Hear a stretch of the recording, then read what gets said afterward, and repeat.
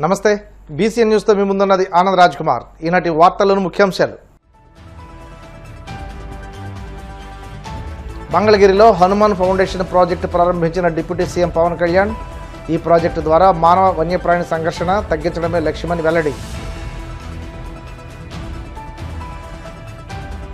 మంగళగిరిలో వైభవంగా శ్రీ లక్ష్మీ నరసింహస్వామివారి బ్రహ్మోత్సవాలు. ప్రభుత్వం తరపున పట్టు వస్త్రాలు సమర్పించిన మంత్రి లోకేష్ దంపతులు.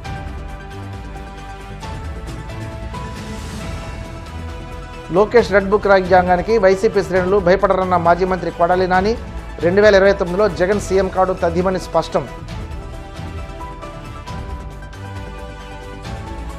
తిరుమల శ్రీవారిని దర్శించుకున్న దర్శకుడు బోయపాటి శ్రీను. ఆలయ మర్యాదలతో స్వాగతం పలికిన అధికారులు.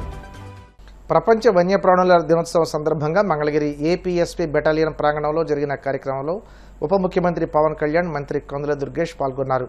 ఈ సందర్భంగా మానవ వన్యప్రాణుల సంఘర్షణను నివారించి సహాయం అందించే Hanuman foundation project deputy CM ప్రారంభించారు. జీపీఎస్ ట్రాకింగ్ సిస్టమ్ కూడా ఆవిష్కరించి అనంతరం ఉప ముఖ్యమంత్రి మాట్లాడుతూ ప్రపంచ వన్యప్రాణుల దినోత్సవం సందర్భంగా అందరికీ శుభాకాంక్షలు తెలిపారు. రాష్ట్ర అటవీ శాఖ చరిత్రలో నేడు కీలకమైన రోజన్నారు. హనుమాన్ ప్రాజెక్టు ద్వారా మానవ వన్యప్రాణి సంఘర్షణ తగ్గించడమే లక్ష్యమన్నారు. వన్యప్రాణుల వల్ల పంట నష్టం, ప్రాణ నష్టం జరగకుండా ఈ project సహాయపడుతుందన్నారు.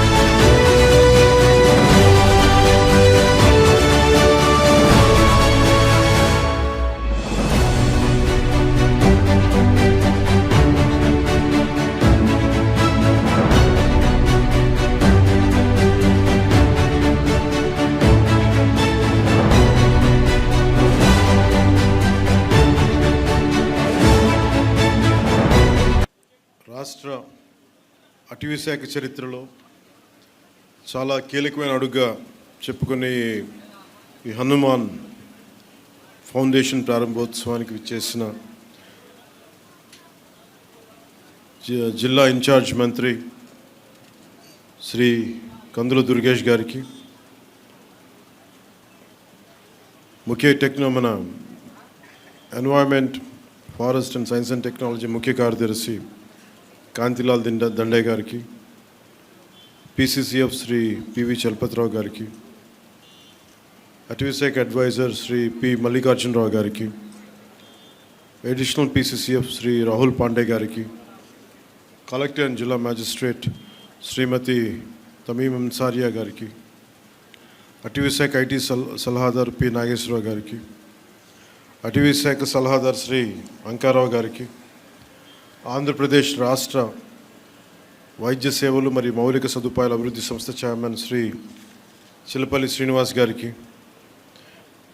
6th battalion commandant Shri Nagesh Babu గారికి, అలాగే ఈ కార్యక్రమానికి విచ్చేసిన ఇతర అటవీ శాఖ అధికారులు, సిబ్బంది, కవరేజ్ ఇస్తున్న మీడియా మిత్రులకి, అలాగే దీనికోసం ప్రత్యేకించి విచ్చేసిన ఈ అటవీ శాఖకి సంబంధించిన ఎన్జిఓస్కి, పర్యావరణ ప్రేమికులకి, యావత్ ప్రజానీకానికి నా హృదయపూర్వక నమస్కారం.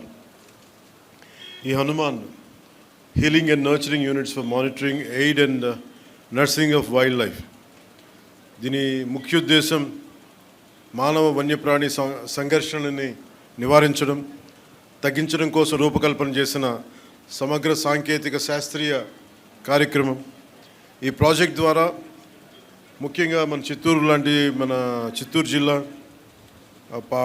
పార్వతీపురం ఇలాంటి జిల్లాల్లో ఎక్కడైతే ఈ ఏనుగులు కానీ వన్యప్రాణులు కానీ ఊళ్ళలోకి వచ్చేసి పొలాల మీద పడి ప్రాణానికిను అలాగే వ్యవసాయానికి ఇబ్బంది కలిగించే పరిస్థితుల్లో వీటిని ఎలా వీటిని హ్యాండిల్ చేయాలనే దాని నుంచి పుట్టిందే ఈ హనుమాన్ కార్యక్రమం.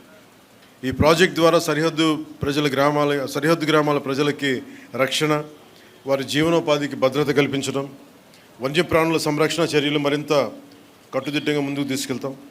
వన్యప్రాణుల్ని సంరక్షిస్తూనే పంటలు, పశువులు, ప్రజల ప్రాణాలు, ఆస్తుల సంరక్షణ హనుమాన్ తాలూకు ప్రధాన కర్తవ్యం.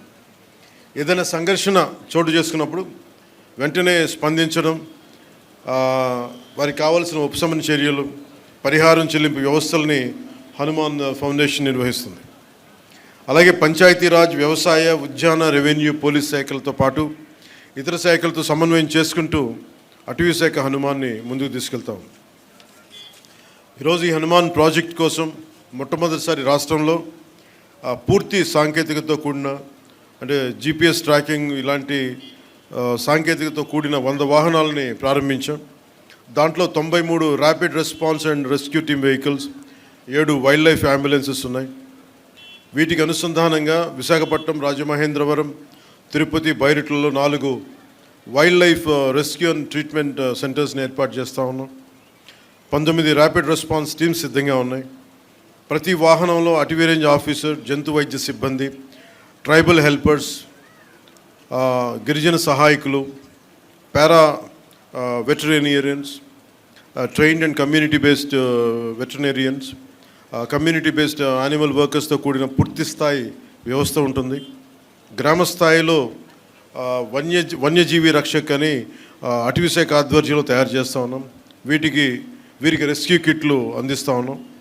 గ్రామ స్థాయిలో పాములు మరియు ఇతర జంతువుల నుండి ఎదురయ్యే సమస్యల్ని గ్రామ స్థాయిలోనే పరిష్కరించే విధంగా వారికి శిక్షణ ఇస్తూ ఉన్నాం.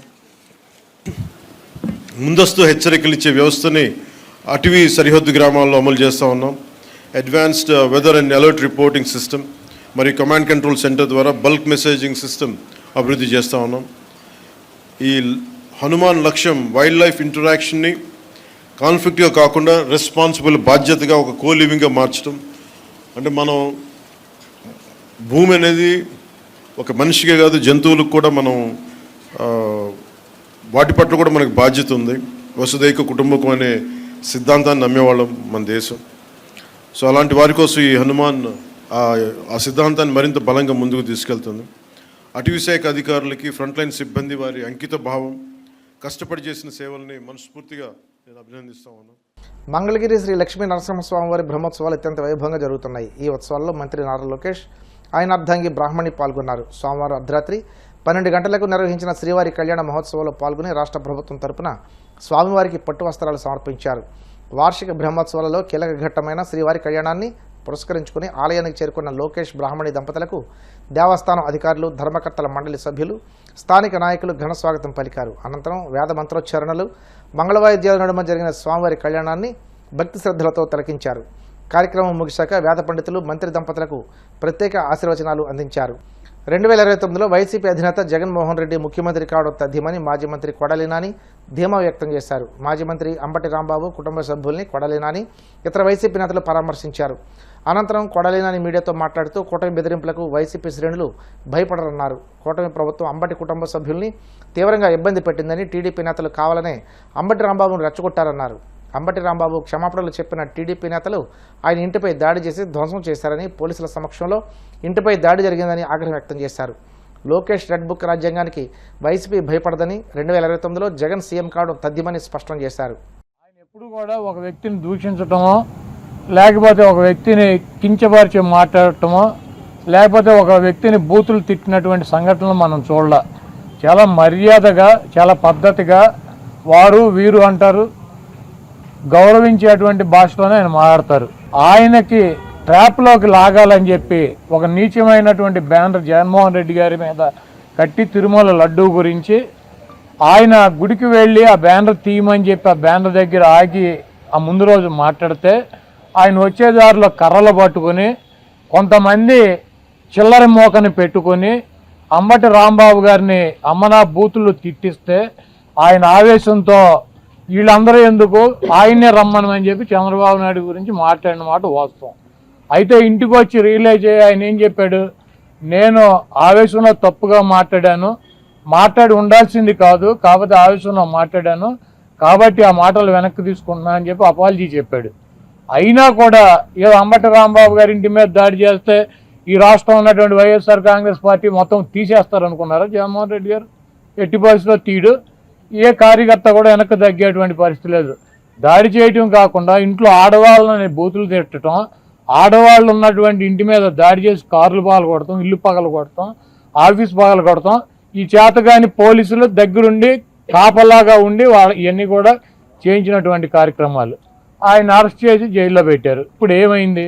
18 రోజుల్లో ఆయన బయటకు వచ్చాడు. ఈరోజు వైఎస్ఆర్ కాంగ్రెస్ పార్టీలో కానీ రాష్ట్రంలో కానీ ట్రెండింగ్లో ఉన్నటువంటి హీరో, సూపర్ హీరో ఎవడంటే అంబటి రాంబాబు గారు.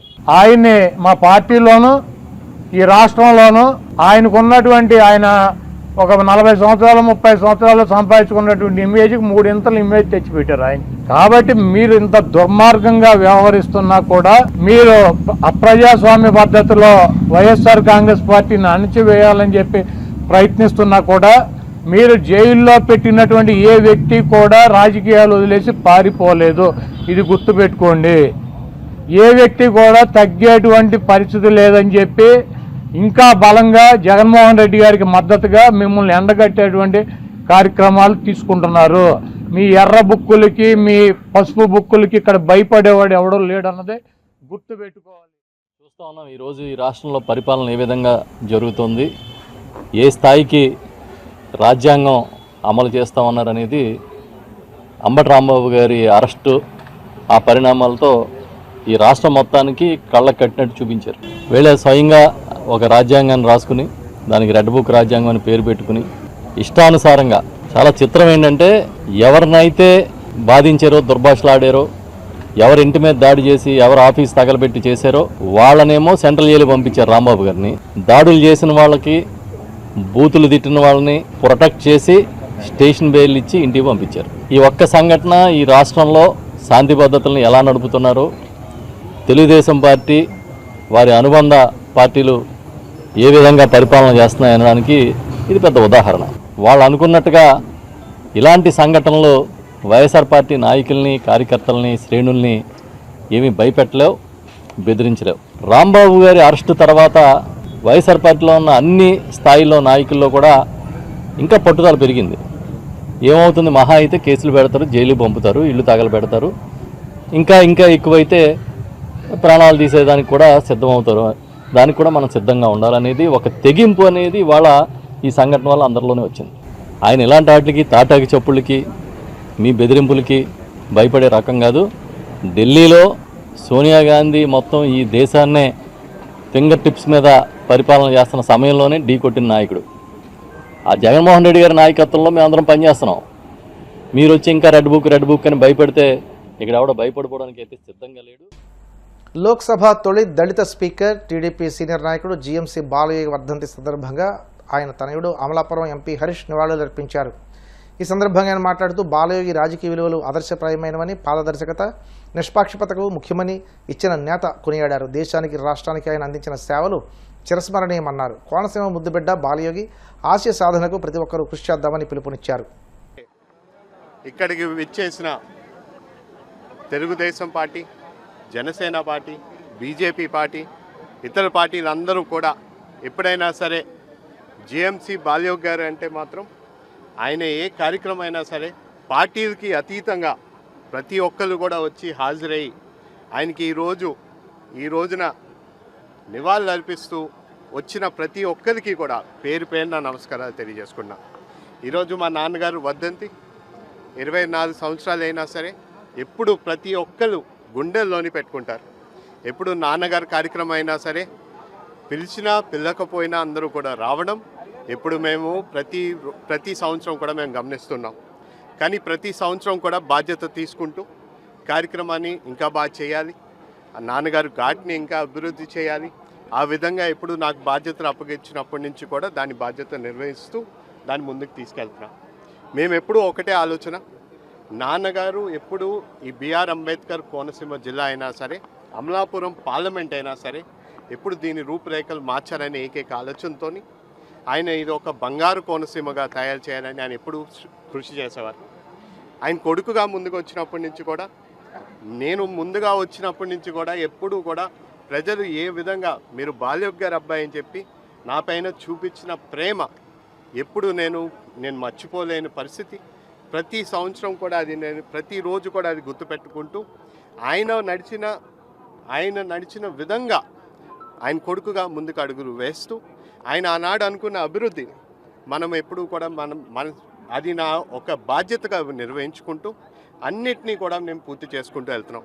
మీరు 2.5 సంవత్సరాల్లో మీరు చూస్తే ఏ విధంగా కూటమి ప్రభుత్వం అధికారంలోకి వచ్చిన తర్వాత ఏ విధంగా రోడ్స్ అయినా అభివృద్ధి అయినా లేకపోతే ఎప్పుడు అసలు కదలలేని రైల్వే ప్రాజెక్ట్ అయినా సరే అన్నిటినీ కూడా ముందుకు తీసుకెళ్ళడం జరుగుతుంది. ఇప్పుడు కాసేపు ప్రకటనలు.